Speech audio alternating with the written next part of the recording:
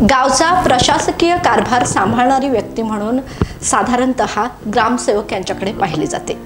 एक असंच व्यक्तिमत्व ज्याने ग्रामसेवक म्हणून काम केलेले आहे अशी व्यक्ती आज आपल्या स्टुडिओमध्ये उपस्थित असून महाराष्ट्र राज्याची निर्मिती झाल्यानंतर पहिले ग्रामसेवक म्हणून त्यांची नियुक्ती केली गेली। त्यांना तेव्हापासून ओळखलं जातं। साधारण 87 वर्षाचा कालावधी याला लोटलेला आहे आणि ग्रामसेवक म्हणून कार्य करत असताना त्यांनी शेतकरी, गावकरी, तळागाळातले लोक, विद्यार्थी, गृहिणी अशा अनेक विविध स्तरातल्या लोकांसाठी त्यांनी काम केलेलं आहे। अशा लोकांच्या समस्या सोडवण्यासाठी त्यांनी पुढाकार घेतलेला आहे। तर प्रदीर्घ अनुभव गाठीशी बांधून समाजोपयोगी कार्य केलेले ग्रामसेवक म्हणून जे ओळखले जातात ते शंकर केंबळकर सर आज आपल्या स्टुडिओमध्ये उपस्थित आहे। मी त्यांचं मनापासून स्वागत करते। तारा न्यूजमध्ये आपलं सहर्ष स्वागत सर।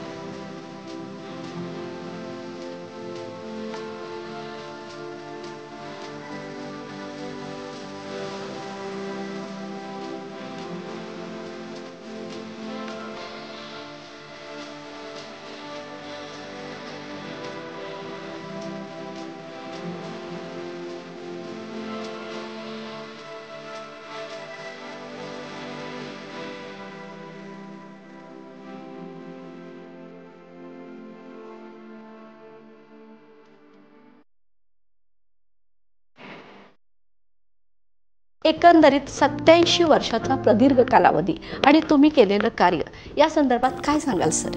आताच्या पेक्षा पूर्वीचा काळ म्हणजे अत्यंत दुरावस्थेचा होता। स्वातंत्र्य मिळाल्यानंतर आमच्या देशातल्या सर्वात मोठी समस्या देशापुढे होती ती अन्नाची होती।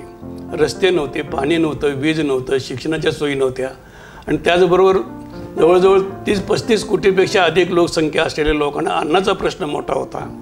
आणि नेहरूजींनी त्यावेळेला आवाहन केलं होतं की मला माझ्या देशातल्या लोकांसाठी अन्नामध्ये देश स्वावलंबी झाला पाहिजे। आवाहन केल्यानंतर आम्ही ते आव्हान स्वीकारल्याने पहिली हरित क्रांती करून दाखवली आणि जगाला आश्चर्य वाटले की हा देश एवढा मोठा असलेला स्वतः स्वावलंबी होऊन परदेशामध्ये धान्य पाठवणं एवढं होतं, म्हणजे एवढे लोक आम्ही सक्षमपणाने काम करून दाखवलं आणि आम्हाला एक उमेद निर्माण झाली की आम्ही आमच्या देशासाठी काही गोष्टी करू शकतो। त्यातलं पहिलं काम स्वावलंबनाचं म्हणजे अन्नधान्यामध्ये आम्ही स्वावलंबी केल्यानंतर शेतीमध्ये सुधारण्याचं काम जे आलं त्याच्यामध्ये 2 गोष्टी आल्या।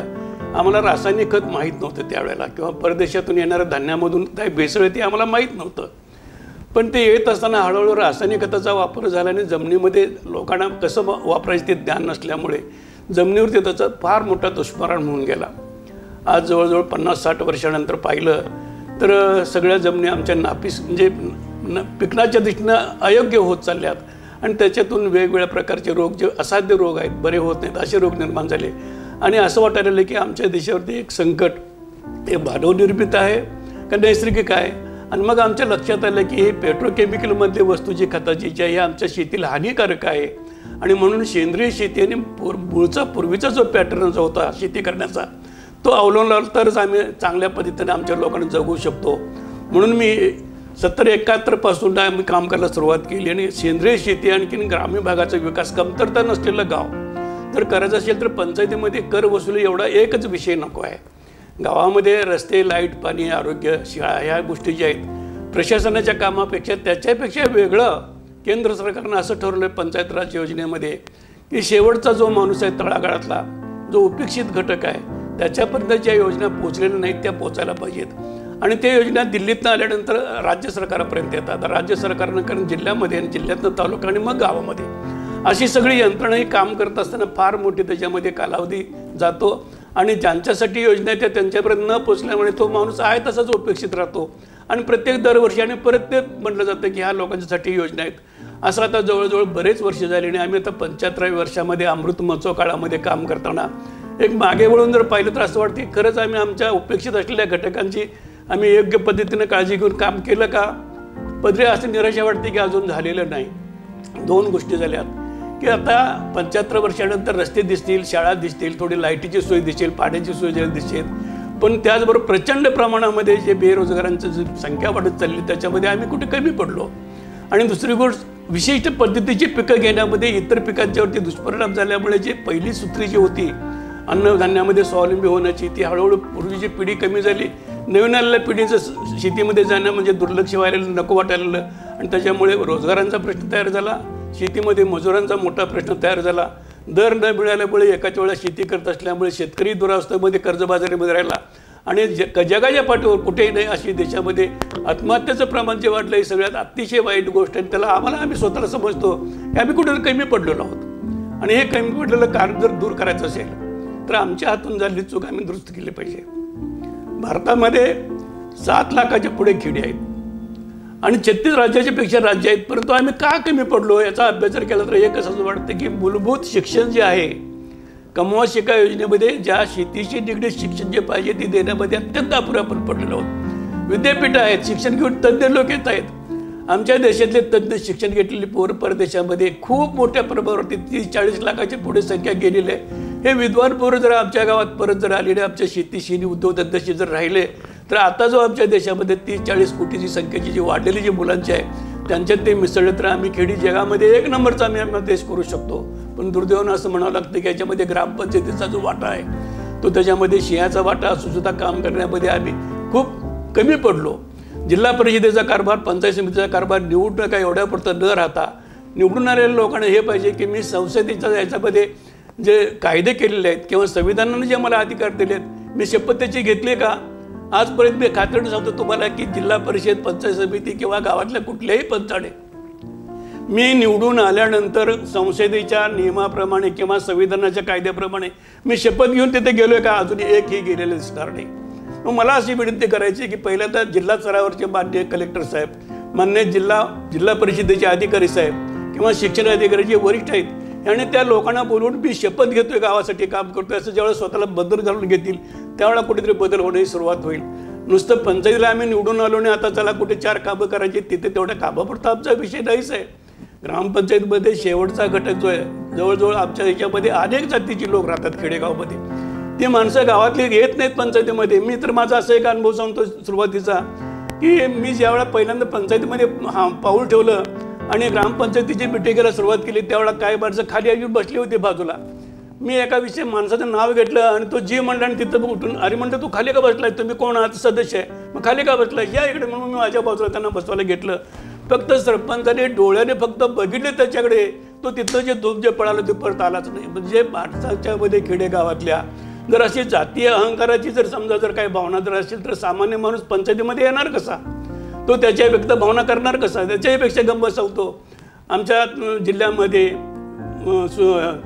हे आंदोलन मुख्यमंत्री असताना त्यांचे ते उपमुख्यमंत्री काय त्यांचं नाव लक्षात येत नाही म्हणजे आता जराने साखर कारखान्याच्या त्या येणार होत्या आणि डोंबारी आणखी गोपाळा जे गंजारे भाटचे लोक जे होते ते त्यांना जागाच नव्हती. मी सांगितले तुम्ही पहिल्यांदा गावचे रहिवासी आहात, तुम्हाला जागेची तू नोंद करून देऊ, तुम्ही राहायचं.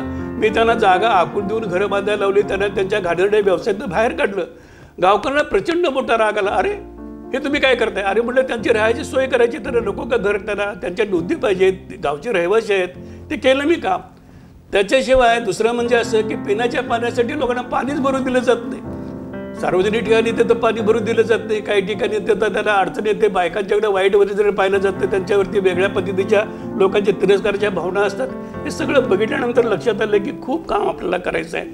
नुसते पाणी दिलं किंवा विहीर एखादी झाली म्हणजे प्रश्न सुटले असं नव्हे, तर त्यांच्या जीवनाचा जो जगण्याचा भाग जो आहे तो दूर होण्यासाठी मी काय करू शकतो. मी जवळजवळ बरेच उद्योगधंद्याचे क्लास घेऊन दिलेत.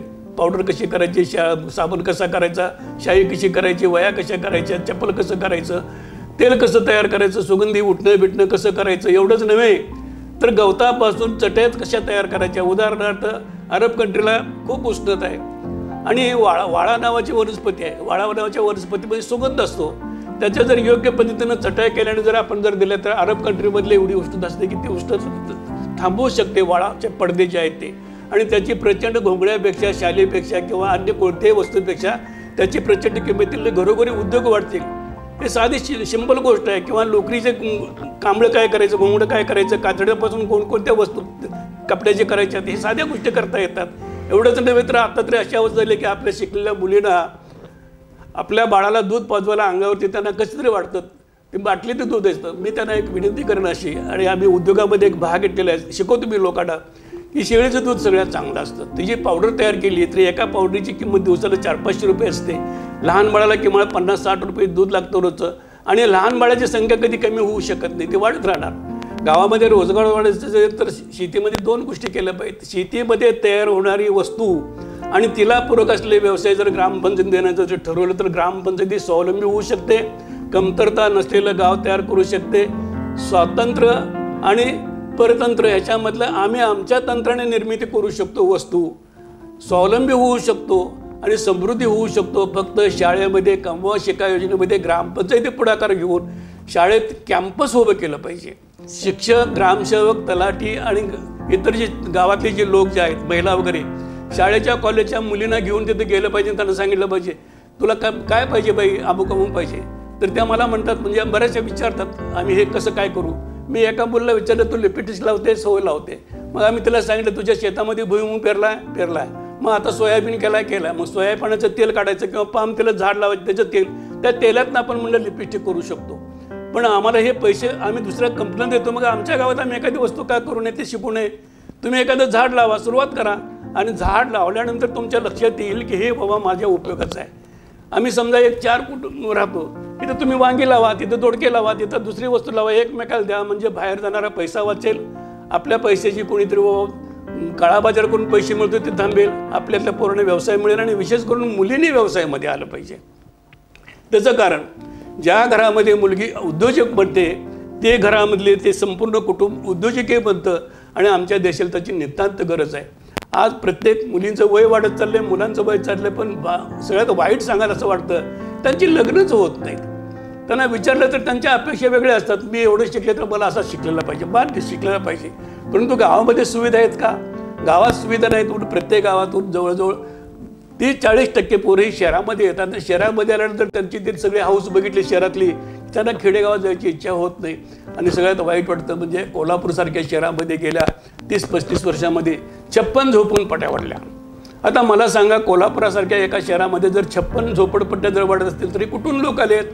तर जिल्ह्यातून आलेत, जिल्ह्याच्या बाहेरून आलेत सगळे. पण ते लोकसुद्धा गरीब नव्हेत, त्यांना नाईलाज झाला त्यांचा. त्याचं कारण ते त्या पूर्वीच्या काळामधले बलुतेदार म्हणजे तुम्ही वर्षाला एक बाबा 1 पायली 2 पायली काय असेल ते धान्य द्यायचं, त्यानं वर्षभर तुमचे काय असेल ती सेवा करायची.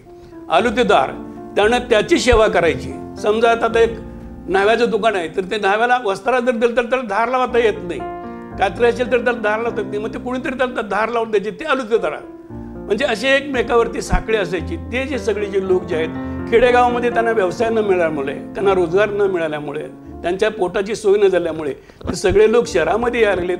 आणि शहरामध्येही त्यांचं पोट भरत नाही. ना शहरातल्या लोकांचा विकास होतो ना खेडेगावातला विकास होतो. म्हणून मला काय सांगायचं आहे की ग्रामपंचायत हा पूर्वीचा जो शब्द जो आहे तो चुकीचा आहे. ग्राम मंत्रालय असा शब्द त्याचा पाहिजे. प्रशासकीय कारभार करणारे. आणि 90 सालामध्ये त्याला अधिकार दिले आम्हाला संविधानाचे. काय अधिकार दिलेत? 73वी घटना दुरुस्ती केली आणि 29 विषय दिलेत ग्रामपंचायतीमध्ये. हे अमुक तुम्ही हे कामं करायची. ते घटक सगळे विकासाचे आहेत. पण पंचायतीच्या कुठल्याही ग्रामसेवकाला माहीत नाही, सरपंचाला माहीत नाही, पंचायतीच्या सदस्याला माहीत नाही. जर ते समजून जर घेतले तर गावामध्ये 29 लोक सामान्य काम करणारा जे कार्यकर्ता जो आहे तो तिथे ते एखाद्या पदावरती काम करेल. त्याच्या हाताखाली गावातला शिकलेला जो बेरोजगार बेकार मुलगा आहे तो तिथं काम करेल. 1 रुपये तुम्ही त्याला नॉमिनल चालेल, 1 रुपये तुम्ही शिपाई म्हणून त्याला त्या चालेल. परंतु त्याला ते घ्या, त्याला त्याची बायोडेटा घेऊन तुम्ही त्याला घेतलाय ग्राम मंत्रालयामध्ये असं तुम्ही पत्र लिहा शासनाला की हे आमचे 29 पदाधिकारी आहेत आणि त्यांना बसायची व्यवस्था करायला पाहिजे. शासनाने ग्राम मंत्रालय इमारत बांधायची सोय करून दिली पाहिजे. देवळात कुठे बसतात लोक? इमारती नाहीत, लोकांची चांगली सोय नाही, कुठेतरी आहे काहीतरी, असं नाही चालेल. यंत्रणा प्रशासकीय म्हणल्यानंतर लोकांना वाटले पाहिजे हे मंत्रालय, इथं माझं काम आहे. त्यानं त्या गावाच्या हद्दीतून शहराकडे जाता कामा नये, तिथे सगळे कामं झाली पाहिजेत. ह्यासाठी 2 गोष्टीची तरतूद करावी लागेल की आम्ही पहिल्यांदा पंचायत हा शब्द पूर्णपणे बदलला पाहिजे आणि ग्राम मंत्रालय शब्द केला पाहिजे. हा एक भाग. आणि पंचाच्या बरोबर निवडून आलेले जे काही सदस्य आहेत, त्याशिवाय गावातले जे सामाजिक काम करू इच्छितात, शेतीमधलं ज्ञान असलेले लोक आहेत, पशुपालनाचं ज्ञान असलेले लोक आहेत, एज्युकेशनचे ज्ञान असे आहेत, ते सगळ्यांना तुम्ही सामावून घ्या, त्यांना बरोबरीने घ्या. आणि गावात वाद होण्यापेक्षा त्याला सांगा तुम्ही कोणत्या पदावरती काम करू शकता, तर मी बाबा अमुक हे पदावरती काम करा, चला इथं तुम्हाला जागा दिली, शिपाई दिला, क्लार्क दिलेला सुविधा, आणि काय करायचं गावासाठी तुम्ही सांगा, आम्ही तर ते उपयोग करून घेऊ.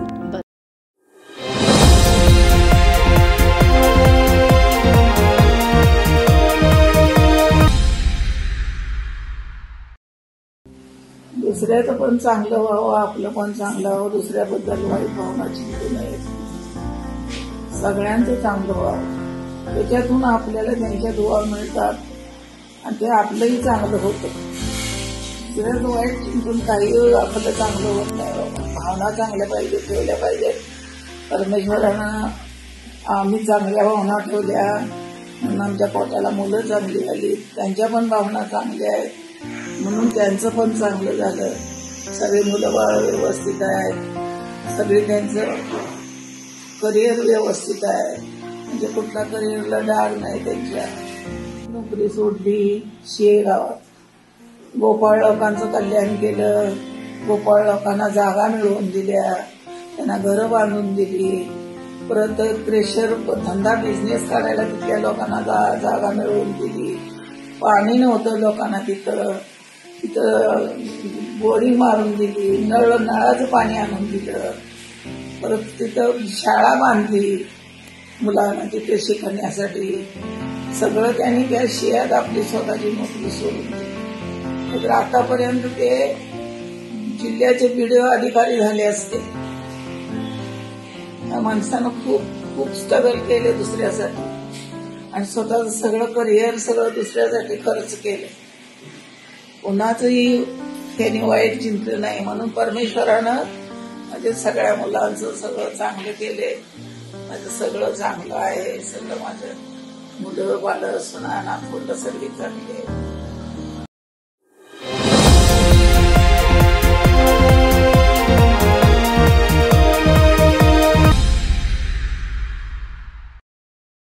आता तुम्ही एकंदरीत कशा पद्धतीने एखाद्या गावात जर सुविधा असतील तर अशा पद्धतीनं जर केलं तर तिथल्या तिथं मार्ग निघतील, यावर तुम्ही थोडंसं आता सांगितलं. तर मला असं विचारायचं की आजचा जो विद्यार्थी आहे त्याच्या जडणघडणीसाठी अशा कोणत्या पायाभूत गोष्टींची गरज आहे असं तुम्हाला वाटतं आणि त्यातून कसा मार्ग निघेल?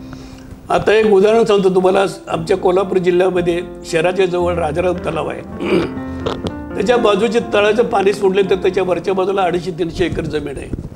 त्या ठिकाणी जर आम्ही वनस्पतीची झाडं लावली वेगवेगळी गवतं आणि झाडं, तर मुलाला तिथे गेल्यानंतर ह्या झाडाचं नाव अमुक आहे, ह्या गवताचं नाव अमुक आहे, ह्याच्यापासून ह्या गोष्टी मिळू शकतात, हे घटक काढायचे आहेत. त्या मुलाला आणि त्याला लॅबमध्ये माहिती दिली की त्याला चक्क होईल तो, अरे हे ह्याच्यामध्ये आहे, होय हे घेतलं की आमच्या शरीराला सूट होते, त्याच्यापासून ह्या वस्तू बनवू शकतात. म्हणजे शहरातला माणूस जसं म्हणजे बसनं किंवा त्याच्या गाडीने येतो तसं शिवाजी विद्यापीठापासून पुढे अगदी लगेच एक अर्धा किलोमीटरच्या अंतरावरती ते तळं आहे किंवा आजूबाजूलाच येथील असतील, त्याला प्रत्यक्षात तिथे ते वस्तूचं काम करायला शिकवलं पाहिजे. घटकाला त्यात सहभागी झाला पाहिजे तो. आणि शिक्षणाबरोबर त्याला असं वाटलं पाहिजे की शाळेत नुसतं बाबा मी पुस्तकी ज्ञान घेऊन आलो नाही, तर तो घरात गेल्यानंतर आईवडिलांच्या बरोबर ते बोलेल, आज आम्हाला हे शिकवलं का, हे आम्ही करतोय. हे जोपर्यंत सुरुवात होत नाही तोपर्यंत बदल होऊ शकत नाही. मुळात आम्ही आमचं मूलभूत शिक्षण जे आहे ते सगळं आम्ही गेल्या 25-30 वर्षापासून त्याच्यात दुर्लक्ष केलेलं आहे, ते परत सुरू केलं पाहिजे. आणि ते ग्रामपंचायतीने पुढाकार घेऊन आपल्या मुलांच्यासाठी केलं पाहिजे, तरच हे सगळं बदलू शकतं. सरांना मला असं विचारायचं की एकंदरीत विद्यार्थी घडवण्यासाठी काय पायाभूत गोष्टी गरजेच्या आहेत हे त्यांनी अतिशय छान पद्धतीने सांगितलेलं आहे. तर ह्या ज्या योजना येतात आणि बारगळतात त्या कधी लोकांच्यापर्यंत पोहोचतच नाही, त्यासाठी तुम्ही काय उपाययोजना सांगाल सर?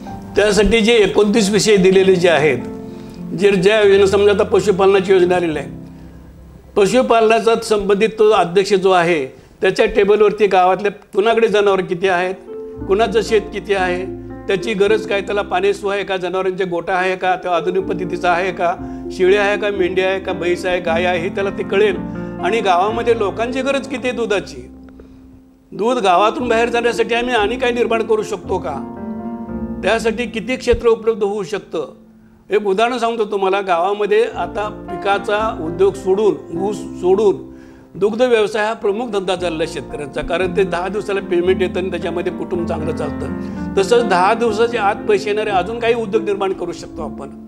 आणि त्याची गरज लोकांच्यामध्ये हे पाहिजे की कमतरता नसलेलं गाव जर निर्माण करायचं असेल तर टेबलवरती प्रत्येकाच्या निवडून आलेल्या टेबलवरती पाहिजे की मी माझ्या गावात बाहेरून कोणती वस्तू आणतो, मग ते साबण असू दे, तेल असू दे, फणी असू दे, कंगवा असू दे, चप्पल असू दे, कपडा असू दे, बॅग असू दे, कोणतीही वस्तू असू दे, मी ती का मागतो बाहेरून, मग मला माझ्या गावात करता येणार नाही का येते करायला.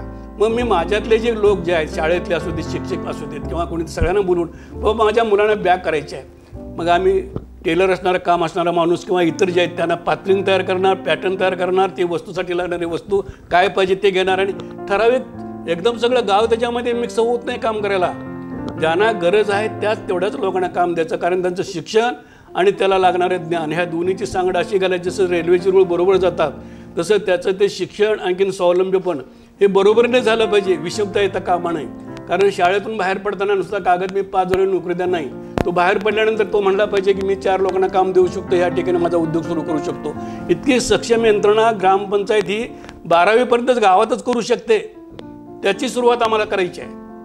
सरांनी आता सांगितलं की विद्यार्थी हा फक्त विद्यार्थी नाही राहिला पाहिजे, तर गावाने जर पुढाकार घेतला तर एखादा विद्यार्थी कशा पद्धतीने आपल्याच स्किलद्वारे किंवा आपल्याकडे जे असणारे कौशल्य आहे त्याचा वापर करून विद्यार्थी वेगवेगळ्या प्रकारचं कार्य स्वतःच गावामध्ये मिळवू शकतो. यावरच आधारित एक मला आणखी क्वेश्चन विचारायचं आहे की संविधानावर जे तुम्ही ग्राम मंत्रालय हे पुस्तक लिहिलेलं आहे, त्या पुस्तकाचा सर आम्हाला थोडक्यात परिचय सांगा. 90 सालामध्ये संविधानामध्ये जे देशाच्या विकासासाठी 29 विषय दिलेत ते विषय तुम्हाला मी वाचून दाखवू का.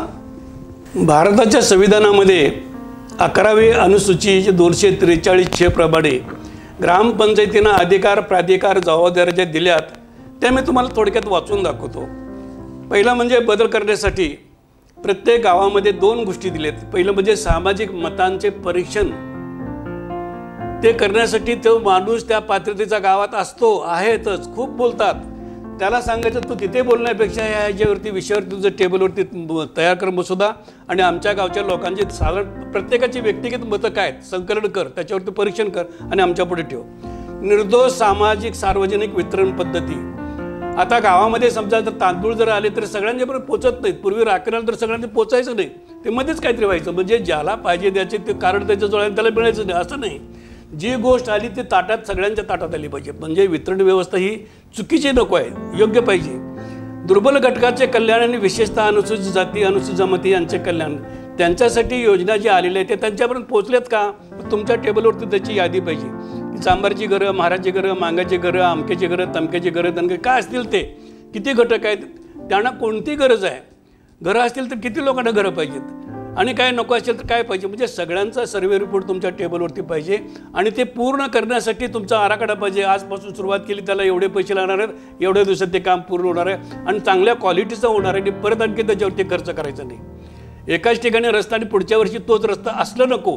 म्हणजे हे सामाजिक हे जसं आहे तसं समाजामध्ये अपंग लोक आहेत, मानसिक वाढ न झालेले मतिमंद आहेत, त्यांच्याकडे विशेष लक्ष नाही कुणाचं, त्यांना कसं सुधारायचं घटक आहे तो, त्याच्यासाठी सुद्धा योजना आहे. त्याच्यानंतर फुटलेल्या कल्याणासह महिला आणि बाल विकास, कुटुंब कल्याण. त्या कुटुंबाला समजावून सांगितलं पाहिजे की तुमची आता जी मुलं जी आहेत ही कुपोषित आहेत, त्यांना सक्षम पाहिजे म्हणून त्यांना आहार दिला पाहिजे. कोणता आहार दिला पाहिजे, मग बाहेरून येण्यापेक्षा गावात आहार बनवता येईल का. मग गावात आहार बनवायचा तर कोणते बाबा घटक शेतीमध्ये पाहिजेत. मग ते अंडी असतील, अंडी कोंबड्या पाळा, दूध पाहिजे गाईचं, म्हशीचं, शेळीचं ते पाजा. म्हणजे ही यंत्रणा अशी फिरू शकते. त्या लोकांच्यामध्ये आम्ही हे देऊ शकतो आणि गावातल्या लोकांचं कल्याण करू शकतो. त्याच्यानंतर आरोग्य आणि स्वच्छता रुग्णालय प्राथमिक केंद्र. पूर्वी एक ह्याचा बॉक्स असायचा एक मोठा एवढा, त्याच्यामध्ये ताप, थंडी, खोकला, संडास वगैरे लागले गोळ्या वगैरे द्यायच्या. आता ते नाहीच आहे. पण पहिली गोष्ट म्हणजे आपल्या गावामध्ये दवाखान्याची ही अत्यंत गरज असलेली बाब आहे. दूषित पाणी आहे, हवा दूषित येते आणि माणसाचं आरोग्य बिघडतं. पण बिघडलेल्या माणसाला मी खिशातनं पैसे घेऊन कोल्हापूरसारख्या शहराच्या ठिकाणी जाऊन औषध उपचार घेऊ शक्य नाही. गावातच ते तो आजारी पडू नये म्हणून आपण दक्षता घेऊया. पडल्यानंतर दवाखाना नंतरचा भाग आहे, पण पहिल्यांदा तो आजारी पडू नये म्हणून आम्ही स्वच्छता घेतली पाहिजे. नको गावातला आपले कचरा दुसऱ्या दारात टाकण्यापेक्षा तो कचरा त्याचा बी नको ना माझ्या नको, पण योग्य विल्हेवाट लावताना त्याचं खत झालं पाहिजे रूपांतर. कचरा रस्त्यावर टाकायचा नाही, पण त्याचं खतात रूपांतर कसं होईल. आपण समजा संडास माझा आहे तर त्याचा बायोगॅस कसं करता येईल, सोन्यासारखं खत त्याचं कसं करता येईल, हे सगळं पूर्वीचे जे होतं ते सगळं विसरलेलं आहे, ते परत आणखीन पुनर्जीवित करावं लागेल. त्याच्याचबरोबर आपल्यामध्ये दवाखाने जे आहेत ते दवाखाने योग्य पद्धतीचे त्याला यंत्रणा आहे का? जर यंत्रणा जर असेल तर मग सगळे लोक शहरामध्येच काय येतात औषध उपचार करायला, म्हणजे काहीतरी चुकतं आहे. तर आपल्या ग्राम मंत्रालयामध्ये अशी सुविधा पाहिजे की आपल्या गावातला एकही माणूस औषधोपचारासाठी वरच्या ठिकाणी जाणार नाही, एवढी सुविधा. मग शिकलेले पोरं का जातात बाहेर दवाखान्यातले?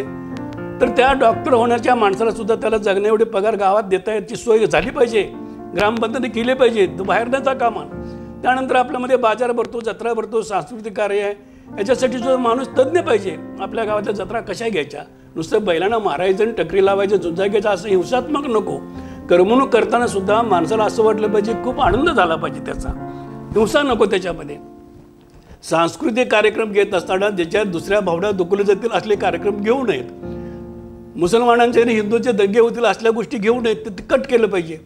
आणि ज्या गोष्टीमुळे वाद होईल तो सोडून सगळ्यांना आनंद वाटेल असे उपक्रम घेतले पाहिजेत. वाचणारे पाहिजेत, प्रत्येक घरामधला माणूस पेपर वाचला पाहिजे, पुस्तकं वाचली पाहिजेत, ग्रंथालय पाहिजेत. आणि आपल्या देशातल्या शिवाय परदेशातले जर ग्रंथालय असतील तर त्याचं भाषांतर केलं पाहिजे. आता समजा जपानमध्ये शेती खूप चांगली करतात, पण ते भाषा वेगळे आहे, त्याचं आपल्या पोराने शिक्षण घेतलं पाहिजे भाषेचं, आणि त्या आमच्या भाषेमध्ये लोकांना सांगितलं पाहिजे इथं तिथे शेती अशी करतात त्या पद्धतीने. 5 लाख रुपये किलोचा त्यांचा जर भाव शेतीमध्ये मिळतो तर मला माहीतच नाही. मग 5 लाखाची वस्तू तो विकत असेल शेतीमधलं तर मला कसं करणार? ती भाषा शिकली पाहिजे. त्याच्यानंतर प्रौढ आणि अनौपचारिक शिक्षण. समाजामध्ये काही 60 वर्षाच्या पुढचे माझ्यापेक्षा वयस्कर माणसं आहेत, त्यांच्या गरजा काय आहेत शिक्षणाच्या, किंवा त्यांची करमणूक कशी होईल, कारण त्यांनी सेवा केलेली आहे गावामध्ये, भले ते कमी अधिक असेल, त्यांच्यासाठी काय शिक्षण, तांत्रिक शिक्षण देत असताना आमच्यामध्ये सुविधा कमी आहेत. हे जशा सुविधा आता आपण स्टुडिओमध्ये आलं तर पहिल्यांदा पाहतो तसं तुमचा TV दुरुस्त करायचा आहे किंवा मोबाईल दुरुस्त करायचा आहे तर त्या पोरांना ते दुरुस्त करता आलं पाहिजे, त्याला ते खोलता आलं पाहिजे, त्याला लागणारे उपकरण देता आले पाहिजेत. आणि गावातले शिक्षक आमचे किंवा टेक्निशियन जे आहेत त्या पोरांना त्यांच्याकडं करून घेतलं पाहिजे, निर्मिती केली पाहिजे. तसंच तलाठी किंवा ग्रामसेवक आणि गाव कामगार पाटील यांचं एकोपा पाहिजे. गावात तंटा झाल्यानंतर कुठल्याही परिस्थितीमध्ये पोलीस केस होता कामा नये. आत्ता असं होतं की त्याला खतपाणी घातलं जाते भांडणाचं, आणि ते चिघळलं कसं, त्याच्यामुळे त्याची वाट लागते, त्याची स्वतःची शेती जाते, घर जाते, कर्जबाजारी होतो. त्याच्या घरामध्ये एखादी स्त्री असेल तर ती वाईट भावनेने तिच्याकडे पाहिलं जातं, तिच्यावरती अत्याचार, हे सगळं थांबलं पाहिजे. गावातला कुठलाही तंटा ग्राम मंत्रालयाच्या बाहेर जाता कामा नये. एक तर त्याचा पैसा, वेळ, श्रम वाचला पाहिजे. आणि तंटामुक्त गाव, जसं दारूमुक्त गाव आहे तर तंटामुक्त गाव झालं पाहिजे, म्हणजे त्या गावचा विकास होऊ शकतो. अन्यथा रस्त्यावरचे दंगे वगैरे होते त्याचं पोरांना ज्ञान आपण कमी देतो, त्याच्यापासून बाहेर काढायचं आहे. त्याशिवाय तलाठी जो आहे, तलाठी आणि पोलीस पाटील यांचं कार्यालय ग्राम मंत्रालयामध्येच पाहिजे.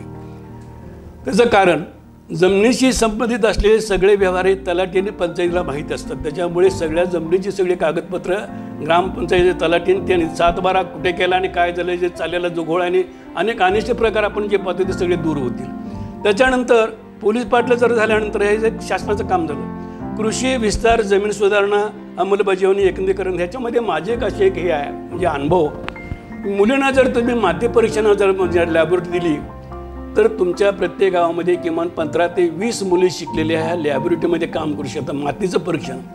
आमच्या जमिनी सुपीक होते, ते नापीक का झाल्या विचारलं तर बऱ्याच लोकांना सांगता येत नाही, ते पाणी तिकडं आलं, खार फुटले, अरे पण काच नाही सांगता येत. अहो, देशाचं संरक्षण करण्यासाठी जसं मिलिटरी आहे ती खडा पारा असतो म्हणून बाहेरचा शत्रू आत येत नाही, पण आमच्या जमिनीमध्ये आमच्या डोळ्याला न दिसणारे बॅक्टेरिया जे आहेत ते जमिनीमध्ये बारीक कण जे आहेत त्याच्यातून घटक घेऊन झाडाला पुरवतात. आणि झाडांना तोंड नाही, झाडांच्या मुळ्या ह्या बारीक पोकळ असतात, त्या शोषण करतात. 2 मातीच्या कणामधनं पातळ द्रव स्वरूपाचे घटक आहेत ते शोषण घेतात. मग त्या पाण्यामध्ये घटक आलेले समजा रासायनिक असतील, विषारी असतील, त्यांना घटक जर शोषले झाडानं तर त्याचं पोट जे पान जे आहे झाडाचं ते पान काय होणार, खराब होणार, रोग पडणार आणि लवकर मरणार. मग मला त्या झाडाला जर जगवायचं असेल तर त्याला पोषक असलेले घटक नकोत का द्यायला, मग सेंद्रिय पदार्थ कोणते ते नको का द्यायला त्याच्यामध्ये. ते देण्यासाठी लॅबोरेटरी जी आहे त्या मुलींनी सांगितलं पाहिजे की हे ह्याच्यामध्ये चुकीचे घटक आलेत, ह्या गोष्टी टाकलेत, ते नको, आता हे त्याच्यामध्ये पाहिजे, त्यानं विश्लेषण करून सांगितलं पाहिजे.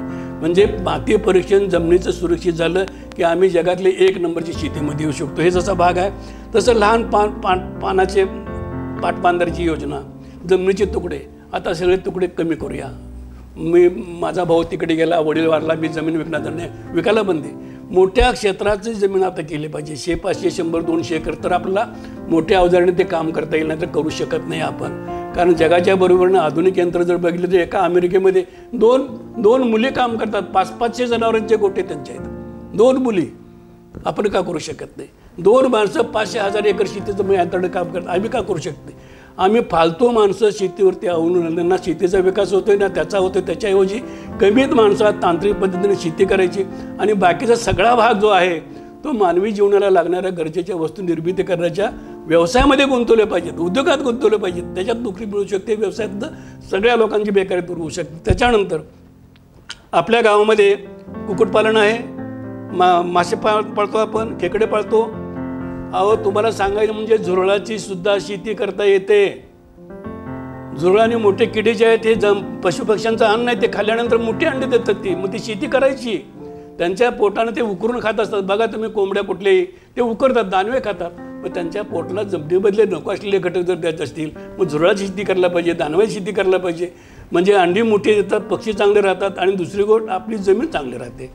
त्याच्यानंतर मत्स्य व्यवसायामध्ये आहारामध्ये बदल झालेत. कोल्हापुरी तांबडा पांढरा रस्ता एवढं एकच, त्याच्याशिवाय आम्ही दुसरं काही देऊ शकतो. दुसरंसुद्धा आम्ही खूप देऊ. गुजराती थाळी त्याच्यापेक्षा भारी आम्ही काश्मीरी देऊ. लोकांना असं वाटलं पाहिजे की जायचं तर कोल्हापूरला अन्न मस्तपैकी खायला मिळतं आहे. आवर्जून परदेशातले लोक येतील, येवाना इथून डबे आम्हाला पाठवा.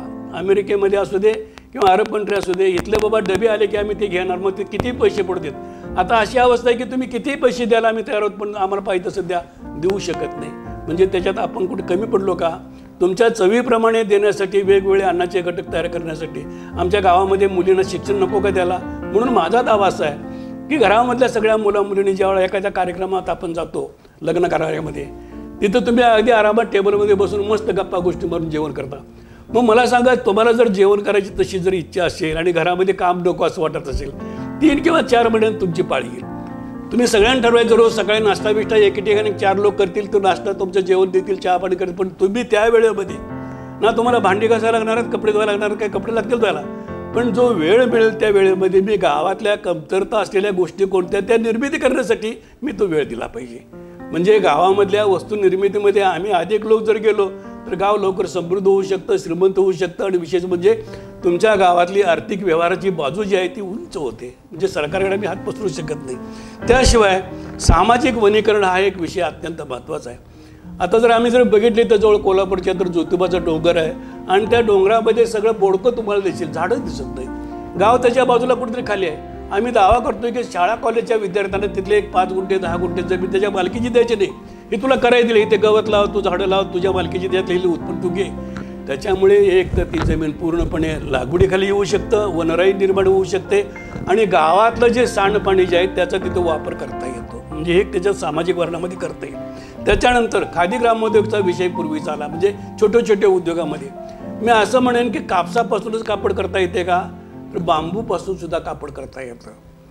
वाळ्याच्या गवतापासून पडदे करता येतात. तसं मोठे अगदी डिझाईनमध्ये तुम्ही ज्याची किंमत 5,000पासून 50,000, 1 लाख, 5 लाखापर्यंत किंमत असू शकते, असे पडदे तुम्ही चांगल्यापैकी करू शकता. इचलकरंजीला साडी तयार करतात, कोल्हापूरला का होणार नाही? दुर्दैवाने शाहू महाराजांनी कोल्हापूरला शाहू मिल उभा केली. पण आम्ही लोक कुठे कमी पडलो माहीत नाही. मला राजकारणावरती बोलायची नाही इच्छा पण नाही. पण आम्ही तर इतके दिवस बंद पडली, त्या जागेचा वापर जर केला असता शाळा कॉलेजच्या मुलांना देऊन तर, आणि राजाराम तलावासारख्या बाजूची जागा ज्या पडलेल्या तिथं जर त्यांना लागणारे तुतूचे झाडासारखी झाडं लावली असती तर एक कारखाना मोठा उभा राहिला असता. त्याच्यापेक्षा अजून 5-10 हजार लोकांना काम आम्ही देऊ शकलो. कारण कापूस जरी पिकत नसला, पूर्वी कापूस करत होते आमच्या ह्याच्यामध्ये कोल्हापूर जिल्ह्यामध्ये, तरी आम्ही तुतू झाडं लावले की 1 ऊस वर्षाला तोडायच्यापेक्षा 1 तुतू झाड 15 वर्ष तुम्हाला उत्पन्न देते. ते एका झाडापासून ऊसातनं जेवढं उत्पन्न येते त्याच्यापेक्षा अधिक पैसे तुम्हाला मिळवू शकता. ऊसाला 3-3.5 रुपये तुमचा दर आहे. साडीची किंमत काय आज? एक साडी जर बनारसी किंवा अजून तर कुठली तरी घ्यायला गेलं तर 5-15 हजार, 50 हजाराच्या पुढे, लाख-लाखच्या पुढे किंमत आहे.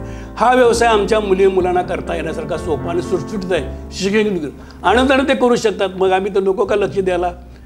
खादी ग्रामोद्योगाचा अर्थ आहे की कुठल्या तरी एका छोट्या माणसाला छोटं काहीतरी बदलले तर ते टिकू शकत नाही.